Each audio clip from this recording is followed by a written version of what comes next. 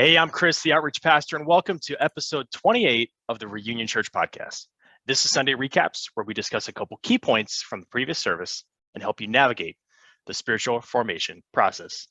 And like usual, there's a different setup, a different switch up here again on the podcast. We're not at the office. This is definitely not the office. I'm actually on vacation here in California, in Agora Hills. But everything else is kind of the same, guys. Andrew actually taught this Sunday while I was out on value 3 of our Reunion Church values. And real quick, Andrew, just how did Sunday night kind of go? Just, teaching the values, missing me because I was gone, things like that. I miss you so much. And I missed how you change up the intro every time of our podcast. I swear to you. It's the same intro. But go on. I don't Continue. think you introduced yourself at the beginning. Anyways, it was good. We had a good time. We had a good conversation, we had a good group, good coffee. Yeah. Wow, you really hyped that up. Like, I don't know. What do you want me to say? What do you want me to say to that? Well, okay, cool. It's like the week before the Super Bowl. So I was just curious, was it a smaller night, a bigger night? Because we've had a couple bigger nights with the value series in general. Were there a lot of people this time or kind of low key? Yeah, there was a good amount of people that actually were there. Yeah. So that was good to see. There's no football game, so everyone's getting hyped up. Yeah. Ready for the football Super Bowl Sunday that we're going to do at our place next Sunday. So we're excited for that. Mm-hmm. And remind me again, value 3 is kind of about celebrating the ordinary. What kind of is our value 3? Just high level, and how do you think the message went overall? Just sharing the message on value 3 and all that. Yeah, so value 3 is that we celebrate the way God does the extraordinary and the ordinary. And it was one of the values that at first we weren't going to necessarily kind of include because that's already kind of in our vision statement. Yeah. Where our vision statement says that we want to see people come to Christ through the ordinary way, through people, right? And so it uses similar language, but we included it specifically because we saw how churches would celebrate certain things. And some churches celebrate the way that they give. Like, hey, we're a very giving church, which is great, right? That you give. Yeah. But every season has a slower season in life of your church. So when the giving is down or tithes might be down, what happens at that moment? Or some churches are really excited about and they celebrate, we've done X amount of baptisms. Yeah. Fantastic. Or we've done we've seen the X amount of people come to the Lord, which is also great. But then what happens in spiritual life where it's a dry season for us and we're not seeing all those things happening, right? What happens with some churches who celebrate just attendance? How many people are coming to church in general? How many new people have come, like new believers class and stuff? Well, what happens if you start shrinking, which isn't a bad thing, right? Like that happens. That's okay. And that's a natural life cycle of a church, just like it's a natural life cycle of business. And it shouldn't be something you feel ashamed or bad of, because what you celebrate shows what you value, and what you value is shown by what you measure. And so when you're celebrating something, that's something that you've clearly measured. And the things that you measure is what you truly value. And so when we put this value together, we celebrate the way God does the extraordinary and the ordinary, we were like, how can we celebrate everyday people all the time? Not the extreme stories, not the celebrity people that come to the Lord, not the people with the hardest testimonies, but people who just do everyday life. Because there's an extreme importance in getting rid of the romantic realism that we as Americans pursue after, of trying to chase after the next hype, the next dream that we get discontent in and feel like we can't pursue after, and overlook the everyday way that God works in our lives. Yeah. And tell me a bit about romantic realism. I know you kind of threw that in as a big part of this message, but like, what is that gap in expectations that it seems like we have with ordinary things, like how things are and how we want things to be? Like there seems to be like a gap in what we want and what's actually reality. Yeah, romantic realism is, you think about like Hallmark Channel movies and stuff, and like, Yeah. that's not that real, honestly. Yeah. You got like just weird stuff and weird situations, and you're just like, ugh, cringy. But then there's something about it that you like, right? And what romantic realism looks like for you and I is, man, if only I could get to this point in my life, then I'd be happy. If only I could land that job, then I could tithe more. If only I could, if only I could move in this area, then my wife would be happy, my kids would be happy, I would be happy with where I'm at in life.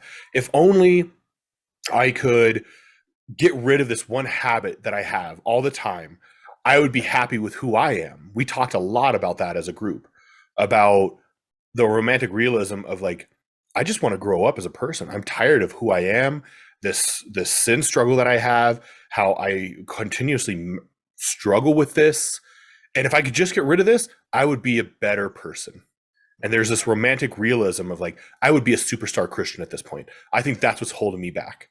And it's like, no, God has you where you're at. But we romanticize this idea, and it's a very real place. It's a very real thing. It's not fantasy. It's something that could very much happen, that we've seen other people get the job promotion, get the house, get the money, get the wife, change their habits. That seems like that's what it takes to be successful, to do extraordinary things in this life. And that's not true. Yeah. And actually, just hearing you talk about that kind of reminded me of a lot of people, even in scripture, that we kind of see have this, romantic realism outlook on life, like Gideon or someone like that, or David, where they have this like Hollywood story of they started from the bottom and now they get there, but like they end off Drake. like, yeah, like they end terribly. Like you read the story of Gideon and like everyone talks about him being a hero.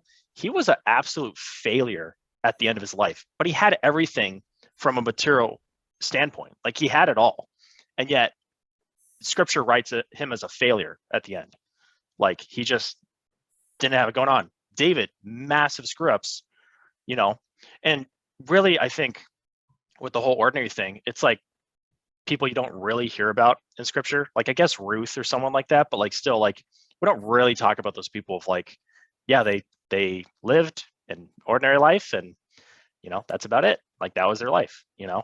Why don't we celebrate just culturally people who lived ordinary lives, like people who just like that was a really nice, good person, but they didn't add anything like big or massive success to the world or any big achievements. Like they just lived a really good, simple life. Like, why do we not talk about that and celebrate that?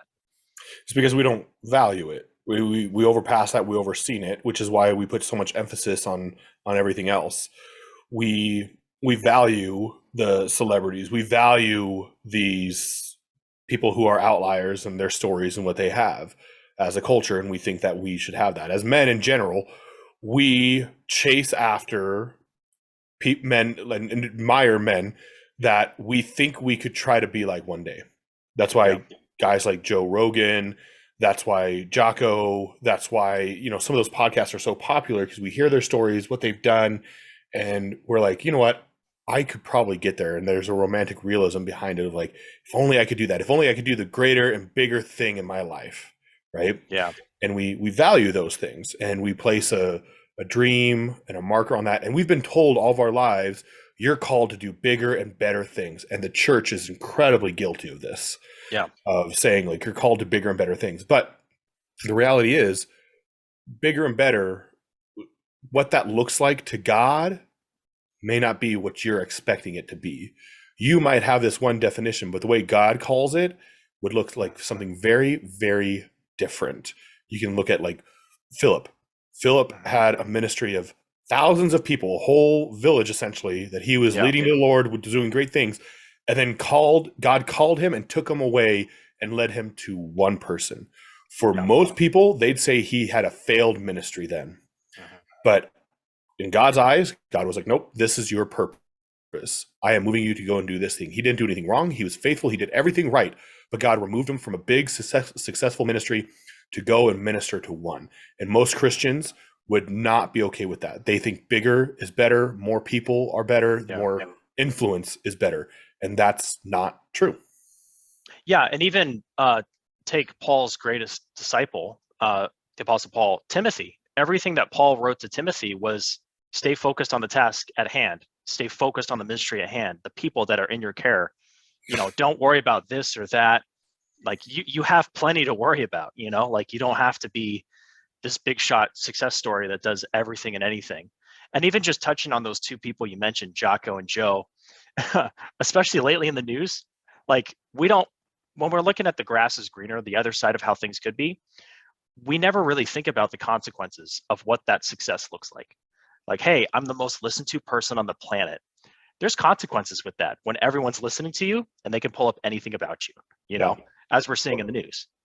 And I was talking to my mentor just about this specific thing not too long ago, about the pressure that you feel as a leader to do more and bigger and better all the time, and specifically in church world, for Christians, of like, man, like, I think about Charles Spurgeon, D.L. Moody, all these guys that are great and they did these great big things.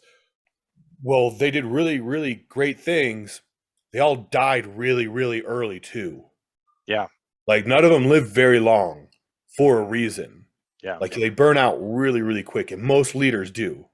Most young leaders that are going out hard like this, they don't live very long, because of the pressure, because of the stress. And so is it worth it? Is it worth it pursuing after that? Like that was what my mentor was kind of talking through. He's like, yeah, you read about all these great Christian men and God that did all these great, crazy big things, but they died in their 40s, 50s, 60s. None of them had a long life.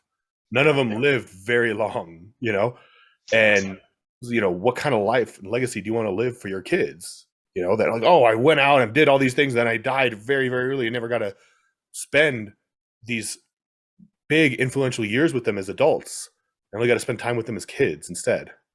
And so we have to kind of consider that. The problem is the reality is that we try to be like God, is that we look at the stage of life that we're in, where we're at, the situation that we're in, the things that we know, the power or influence that we have, and all of those things come back to we want to be like God. The temptation that Satan hits us back with, back in the Garden of Eden, of you will be like God. And we want to be in all places at once. We want to do multiple things. We're always rushed, always hurried.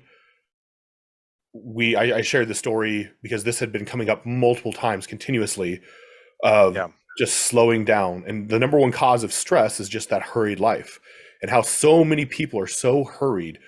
And one of the best ways is to put yourself in a moment where you can't hurry, and specifically in just the way you drive, where you have to slow down, where you put yourself purposely in the right-hand lane. And that drives me crazy. Like I'm one of those people that knows specifically of like, if I get in the left-hand lane at this point, I can usually pass 3 or 4 cars, and you look ahead and I can zigzag in between these cars and usually save on Google like 3 to 5 minutes on the time that it says I should be there. And it's because I'm in a hurried state. It's because I am trying to leave late. I'm trying to get there. And I had a good friend call me out on it recently, where because I'm so busy of managing a team, of leading a church, of doing some of these things, it's very easy for me to get in this hurried state where I was running off and I was late again, meeting up with him. And he's like, dude, every time you're late. He's like, every time, bro. And I was like, yeah. And it's because I'm hurried all the time. I was always hurried, instead of, you know what, I'm going to get there 5 minutes early and just kind of enjoy, instead of hurried all the time, because I put so many things on my calendar. And so when I'm late all the time, I know that I'm hurried. I know that I'm going to be stressed because I have too many things that are going on my calendar. So it's putting yourself in those situations of I can't be at all places all the time. So I have to tell people, hey, I can't do today. I could probably do next week. I could probably do this at this time, right? Instead of trying to get 12 things on my calendar in a single day. and Yeah. just letting that be okay. But a lot of us, like, we have that FOMO of trying to be the best for everyone and try to be there for everyone and trying to And you be in that can't. situation. Right. We have to let go of it. You know, putting yourself inside of the slowest lane in grocery lines, taking out your headphones, letting someone who has fewer items go ahead of you and striking up a conversation. Yeah. You would never do that and hate it. Or for me, the airports. I hate the airports. I hate the airlines. I think they're inefficient. I don't think there's anything good about them at all. I Yeah. can't stand the people there. But God has me flying more this year than I usually ever have, even when I was traveling for work. And I'm like, I hate this so much. But like, God is teaching me like that, to let go, to chill out, like to see, hey, the airlines are full of people. All right. Like, Yeah. stop viewing them as just a nuance. So, Yeah. and you're not in a hurried state. Relax. So, Yeah. And we're both laughing because we are notoriously both people who hate flying on airplanes. Like, I hate it so much for my vacation. I drove to California because that seemed more logical than being on an airplane where I could, in my mind, die like at any moment. Just yeah. crazy fear of airplanes. But anyway, um, yeah, we have so many like horror stories of people who are in such a hurry. There's such a rush to do things. And like, Hezekiah kind of comes to mind of someone where I actually heard this growing up where don't ask God for more time based on the story of Hezekiah, ask for God's timing. And I forgot who said it, maybe my dad or just somebody that I grew up hearing, but Hezekiah is kind of this horror story of, asking for more time is not really what we should be praying for and asking for, because we're not really using our time effectively. Being in a hurry, being in a rush, is that really the best use of your time? Because it doesn't sound like it. You're not really enjoying life. You're trying to finish life. Like, you're trying to complete life. That's not how life works, Right. Whereas asking for God's timing, like Psalm 90, teach us to number our days and things of that sort, is kind of really what it's all about. As far as like what we need to do in that process of, all right, I know I need to not hurry, but how do I not hurry? My life is so busy as it is. How do I slow down? What do we need to do in that process? Yeah. So, number one, I think be present. So, remove the situation that caused you to be hurried and be present with where you're at. Um, a lot of times it's finding contentment with where you're at too, of this season. You don't need to be hurried. You don't need to be trying to look for the next and better thing. You don't need to be looking for more power in that moment, because a lot of times that hurried state of mind comes of like, I'm missing out on life. I'm missing out on that promotion. I need more power. I need more influence, whatever it might be. And realize you don't need that. Like, God is already working on you and changing you, right? Philippians 1:6 clearly says that he is working in you, being confident of this. He is in control. Okay. So be present and let go of that power. You're not in control. You don't need it. That's faith. And then have the humility. So shut up.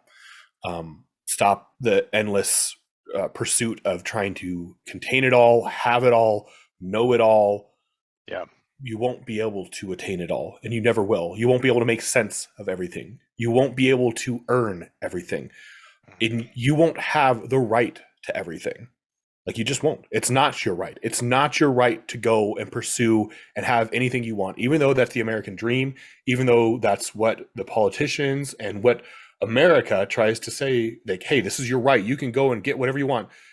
As a Christian, you give that up and humble yourself. That may not be your calling in life, even though you might have the right to go and be a full-time pastor, even though you might have the right in America to go and be and pursue after this career and get that, start that business. Humble yourself and consider, what is it that God has for you? Because God created you and your place where you're at. You already possess in Jesus the extraordinary calling that you have longed for. Like, that was our saying that we repeated over and over again, was that God created you and your place in all the places that you're in. So you already possess in Jesus the extraordinary calling you long for. You don't need to chase after it. Yeah. Is there a moment, like an example in your life recently, where I know you like to share the story about Emma, which is a really good one. But is there like a more recent example of where you saw and experienced the extraordinary in the ordinary, where because you slowed down and you took the time to process where you were in the moment, it actually was like maybe the highlight of the week or the day or something that just sticks with you to this day? I mean, if we just look at what our church has done and the extraordinary and the ordinary, we were sharing these stories last night, and I was sharing them from the pulpit because that's the way you celebrate it. We can look at with what happened when we moved here. It was just a very ordinary way of trusting God to get into this area, and we were going to plant very ordinary, a very normal way.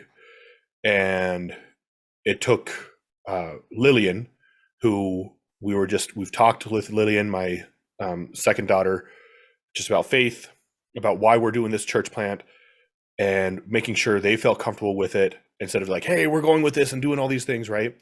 And she has been like the number one evangelist on our block, just going around talking with all the kids and inviting them to church over and over again. And she made friends with Olivia and Vivian, and kept on inviting them to church, and just kept on inviting them. And then finally, she was with her mom.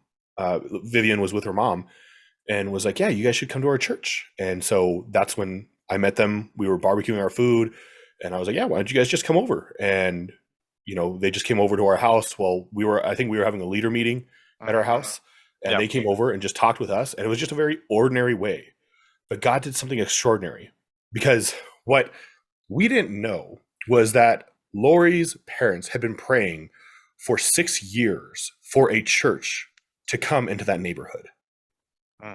Like, for years, they had been praying for this, for a church to come to that neighborhood, and for some pastors and just church people to come and love on that family.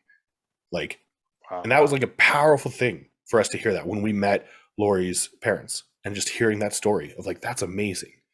And now Vivian is doing the same thing, where Vivian did the same thing, where she had a friend and went out and was talking to her friend and invited her friend after school and talked to her mom about it. And then they came to church just a couple weeks ago and just checked it out, and, and then we're just talking with them, and it's just a very ordinary way. But that's like the extraordinary way that God works, because we don't know the backstory of other people praying for them in a very real way, of doing something powerful in their lives. Daniel is the first one to admit that he is awkward. And I mean, Daniel is he's a good friend of ours. I've known Daniel for over a decade, and he would be a weird guy for most people. But he is like the number one evangelist inside of our church. Not because he's out there sharing his faith or anything crazy, but he has a silo of friends that he knows very, very well. That's very tight, very close. Very close. And they trust him enough that when he invites them to church, they come. And we've probably had more people enter our church through his silo of friends than any other means of advertisement. And I'd probably say the percentage wise is probably higher than what most churches see via like their social media, any of those other things. Like, they will see more via something like this. Just a very natural, where they trust something. And a lot of them don't know Jesus even remotely. The Super Bowl party that we're going to throw, it's another very ordinary thing. And we have people coming from like Daniel's group of friends. I have some guys that I lift with that would never enter in church, who are just going to come. And it's just a normal way to kind of see. One of Daniel's dates came over. Yeah. We've been talking to him. For crying out loud, a Bumble date is going to show up. Yeah. And just like, hey, wow, this was really cool. Like, you guys just seem like nice people who invited us over. And then we just invited him to church. Like, God does something extraordinary in just a very ordinary way. And yet we're looking for these big, powerful events of, I went out there and I just felt the Spirit move, and I shared my faith, and the Spirit completely took over. And all of a sudden they were crying, and I didn't know they had cocaine in their pocket. And, they all of a sudden threw it on the ground, and the dealer was next door. And we want some kind of radical, crazy story Sure, it happens every once in a while, but that's not ordinary. Yeah. That's very rare that will happen. And we shouldn't be expecting that to happen all the time. It's a very ordinary way that the conversations happen every day. Just by loving the people in your silo, caring for them, and watching how God does something extraordinary in that. Yeah. I remember a missionary who he has this hilarious story where he would pray for something radical and extreme and crazy to happen while they were in Russia. And they prayed, God, just do a radical thing where I get to be involved and change the community and be a part of this big grand thing. And something did happen, and it was terrifying. So they were stuck in traffic. They had their spouse's gift for an anniversary in their hand. So they're driving with a gift box in their hand, and they're stuck in traffic. It's snowing. It's a blizzard in Russia. And the car in front of them gets mugged at gunpoint by a bunch of, Russian gangsters. And this guy who's a missionary is just sitting there like, holy crap, am I going to die on my anniversary? And it was this extreme, extraordinary thing that we'd be like, oh, that's so cool to be a part of. And the whole time the missionary is thinking, I take it all back. I don't want to be a part of this. I don't want to be here. And literally at the end of that, the guy gets mugged. They take his car and everything. And there's an extra guy that kind of just looks at him and just gives him the signal of like, come forward. It's like, shoot, am I going to die? And they just let them pass through. And the traffic just keeps going. And it was like one of those things of like a God moment of like, you don't really want this. Like, you don't really want the action movie or the crazy story. Like when you're actually put in that position, we're usually thinking, this is terrible. Like, Yeah. like I don't want to be here. Yeah. The whole point of every hero is to return life back to normal. Yes. So the idea that we're always looking for that, like, no, every hero, the judges, all of their jobs, every person in the Bible was to return life back to normal. Yeah. So live normally. Mm-hmm. Why do you think we want to be the hero, or more directly, why do we want to be God so bad? I mean, the concept behind, being a hero and having power like that and being everywhere at all time, we don't want to be human. We don't want to be limited. We don't want to feel like that. The idea of being like God or being like a God, you're all powerful. You're all knowing. You're ahead of everyone else. We don't want to be on the same playing field. We want to have that head up on everyone else there. And that's what we crave, which is also why it's really good we're not God. But we have no desire to be human itself. But the expectation from God is like, no, you're human. I'm not shocked by your mistakes. I'm not shocked you can't do this. I'm not shocked that you still suck. Like, I see you here. I see that you still struggle with this, and I know that, and I'm okay with that. When we were talking through, like, why doesn't God just take away these problems? Because he'd rather see you struggle with your problems and having to depend on him, learning what dependency on him means, more than you being fixed. He's going to fix you no matter what. He'll fix you here on earth, or one day you're going to be fixed in heaven. Time doesn't mean anything to God in this moment, right? So you're going to be fixed no matter what. He'd rather you learn dependency and that love for him and that total dependency more than trying to fix yourself and to break that habit. And if that habit and that struggle makes you depend on him and cry out to him every day, you can bet he'd rather you struggle with that. Yeah, that's really good. When it comes down to slowing down and embracing the ordinary, what's really helped you find that and capture that? Because I know there's books for me, there's books for you that have really stood out. Like first one I know you're going to mention, which you could mention, but I know for me there's Abba's Child by Brendan Manning. There's I forget her name, Barton, Learning to Retreat is another great one.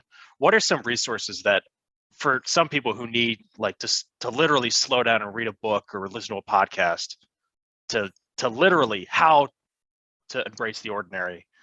What are some things that you have used and looked into that really helped you out? The Imperfect Pastor by Zach Aswine is a really good one. If you can find the original book, Sensing Jesus by Zach Aswine, would be even better, but it's out of print and it's pretty hard to find right now.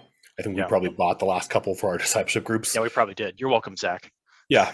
But the Imperfect Pastor really kind of takes it and just makes it a smaller read. Ordering Your Private World is another really good one by Gordon. I forgot what Gordon's last name is, but Ordering Your Private World is a really good one. Really, really good, especially for those with a type A personality. Ruthlessly Eliminate Hurry is a phenomenal book that has very practical steps, especially for those who are on the social justice side as well and who want to learn components on that end. John Ortberg, Soul Care is really good as well. That one's phenomenal. And then just life experience will help you out a ton. If you nearly die because you don't slow down, that will make you slow down by a good amount. So yeah, and you don't ever want to get to that point. I mean, you're speaking from personal experience of like, it's not even worth like pushing yourself to that limit. right. Yeah, don't do it. Yeah, best to have those practices put in now to really get the best out of life. Okay. And, there's a lot more resources we'll probably put in the description of this podcast that we're huge on as far as like books and podcasts and, whatever it may be that's really helped us. As far as takeaways, Andrew, what, we're trying to avoid hurry. We're trying to avoid the rush of life. What do we get to be in God, in our ordinariness? Well, in your ordinary life with where you're at, you get to be used by God and see, okay, when it says in Ephesians 2:10 that you are God's handiwork, created in Christ Jesus to do good works. What is that good work? And you get to see the real gift and power of him working in you, and you can celebrate that. You get to see your gift and calling that is irrevocable here and now, and how it's being used every day. You get to see how God is working in you every hour and every moment. You get to see his grace and what it means to be his child in those moments. By slowing down, you get to be present and actually enjoy life and see the point of life itself. That's the whole purpose of the book of Ecclesiastes, which we will study as a church. But it's, hey, enjoy this life, enjoy your work, enjoy your wife, and enjoy God. That's the whole purpose of life. That's why we were created. So you get to enjoy and not look at life and have the anxiety that so many millennials and people have. And there's a lot of damage that we already have because of our culture. And so you will probably always have anxiety. A lot of us will always have anxiety or depression or some of those things because of the culture that we live in. But you can help limit that by slowing down, eliminating hurry, by letting go of some of that pressure as well. Nice. Last thing before we kind of wrap up here and get to our events and kind of close here. Any final thoughts as far as like questions that kind of came up? I know you mentioned a few conversation points that came up in small groups. Was there any sort of pushback or something new that you kind of heard during those conversations that maybe worth mentioning as far as like where people are at when they hear about just be ordinary? You don't need to be chasing the extraordinary necessarily. There weren't a ton of pushback. A lot of people really it resonated with a lot of us because of what we were wrestling with. It's something that everyone wrestles with on the day to day. And what I was pulling up, Lori actually shared some of the stuff that I actually came from was from a podcast she actually shared with me. It's overcoming emotions that destroy, and there was one that says learning how to stop stress before it starts, which we can share. That was really, really good. That talked through a lot of these things. And so we talked through a lot of those components in practical ways. But the idea of like not being content with where we're at, of feeling the pressure of like, I need to do more, of feeling I'm not happy with who I am and I need to be a better person and I need to change those things and becoming works-based. It's a continuous struggle for us as Christians. And so that's something, if people are like, man, why do you guys talk about grace so much? And why do they talk against works? It's Yeah. because, guess what? Most of us really struggle with it, and you probably do too. So stop being a judgmental jerk and pay attention to your soul. So, yeah, you big meanie, yeah. random viewer. Yeah. Weenie of all 6 of our viewers. So, Yeah, absolutely. I mean, the more it feels like, the longer we're in ministry together, which it feels like we're going to be in ministry forever, like Batman and Robin. But the longer we're in ministry, the longer we're a part of this Christian walk, the more like people I look up to talk about it all the time. Like J.I. Packer, like a lot of his books that he wrote at the end of his life were all about this idea of like, you don't need more. Like, what are you talking about? Like, and of course it was geared towards pastors and leaders, but like, he's just a great reminder of like, hey, I'm like 95. I really don't need more. Like, this is plenty, and we should just appreciate the ride that we're on. So that's another freebie. Who's the old guys in SpongeBob? Like the superheroes? Yeah. What were their names? Mermaid Man and Barnacle Boy. That's gonna be us. Yeah. Which one are you? Mermaid Man? Yeah. Okay. Clearly. That makes sense. Yeah. Yeah. I mean, that makes me very insecure because Barnacle Boy has a ginormous nose, and everyone points out my ginormous nose. Then again, you are orange, so you could be Mermaid Man. Actually, that actually is a good parallel. Yeah. See, reminds me of another superhero duo that we won't mention here, but we're also like that one as well. So anyway, on yeah. HBO. Yeah, that one. We definitely don't watch that show. No, not at all. With that said, guys, we really appreciate you guys listening. We do have a couple events coming up.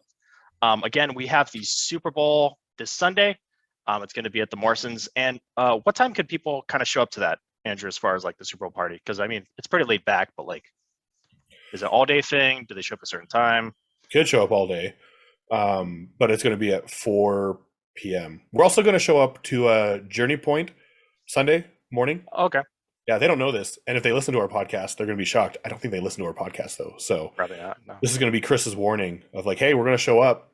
Yeah. Here you go, buddy. So, yeah. Yeah. Future Chris. Yeah. So, yeah. Chris from Journey Point, we're going to be at your church on Sunday morning. So, if anyone else from Reunion Church wants to join, we're going to be there Sunday morning, checking them out, checking out their church service. Not Chris himself, though he looks really good in skinny jeans. So he does. He pulls it off. Yeah. So we'll be there. So if people want to join us and then head over to our place afterwards, you can do that, but probably like 4 o'clock because that's a lot of me you have to deal with. Yeah. So. Yeah, and you are very orange. As far as like sides and dishes, like should people bring anything? Can they bring people? Like, is this a big event, low key event? Yeah. Like, I mean, Chris, what do you usually bring? I bring a great presence. Yeah.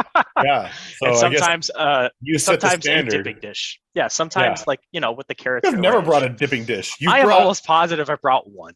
You have only brought Doritos. I brought a jar of peanut butter. That's what I did. What? Yeah, you don't remember that when I brought a jar of peanut butter? No. Anyway, I don't. Okay. You could bring peanut butter, I guess. Yeah. But or don't. Don't bring a jar of peanut butter. Don't bring a jar of peanut butter. Super Bowl snack. You could bring some snacks if you want, but we'll have a lot. I'm gonna make some smoked queso, smoked pork butt, a bunch of smoked wings. Joseph's gonna make a bunch of his delicious desserts. Oh my gosh, so good. And things like that. So yeah, and then there's just gonna be a bunch of food. So it'll be great. Yeah, it's gonna be amazing. So definitely check that out next Sunday, Super Bowl Sunday. Hope you guys spend it with us. If not, we also have other events coming up. We've got women's discipleship happening every week on Wednesdays now. I believe the Saturday group is no longer meeting anymore. So proud of you. Look at you remembering all these events. I know. See, this is what happens when you're on vacation. You're well rested and can remember things. And if you want more details on that, go ahead and contact Hannah Morrison and Amber Margosian. Children's ministry. Our children's ministry is getting very large. We have a lot of kids that show up, a lot of young families. So if you feel like you have a heart, a desire to serve in children's ministry, contact Amber. She's our director of children's. She's looking for an extra hand that can kind of help with children's ministry. And she can kind of give you next steps as far as what that would look like to be a part of that ministry. Just message us and we'll put you in contact with Amber, because there's no way for them to find Amber's contact info. That's true. Yeah, just contact us. You can email us or call us. We'll put our info in the description below. That's actually a better idea. Thank you. Have you ever put anything in the description below? Yes, I have. Do you read it? Touche. All right. Touche. And as far as prayer and support, we really appreciate you guys listening to this podcast, all 12 of you. We also appreciate you guys tithing and giving to us to help us get that building. There's a couple locations that we're discussing that we're kind of going back and forth on. Shout out to LifeGate. Yeah, and shout out to LifeGate for giving us a significant fund towards the building, trying to find a place to rent and meet. And also pray for us as we establish a worship service and get a worship pastor on board as well. That's been a process for a while, trying to find someone that meets our values of discipleship. We're going to start that not this Sunday, but the following Sunday. We're going to start some worship stuff. Oh, yes. Thank you for reminding me. We are going to start doing worship stuff. It's going to be, different, low key, but we are going to start integrating worship. You can just show up. But back to the money stuff. Like, yeah, if they can. That was a hard pivot. Back to the money stuff. What Chris was talking about. So much. There's a building thing that we could use help on and praying for, and we can use support. Yes. We need support for that. Yes. Money. We need money for that. Essentially. Yes. We've got money, but we need This was a great ending to a podcast. It's just like our beginnings. That's accurate. Anyway, guys, we'll let you get back to it. We'll see you guys Sunday for the Super Bowl. And we're not going to meet as a church. Orange. You are orange. You are literally orange. I was on the sun today. Like if Trump was 300 pounds and did strongman and didn't have fake hair. I am not 300 pounds.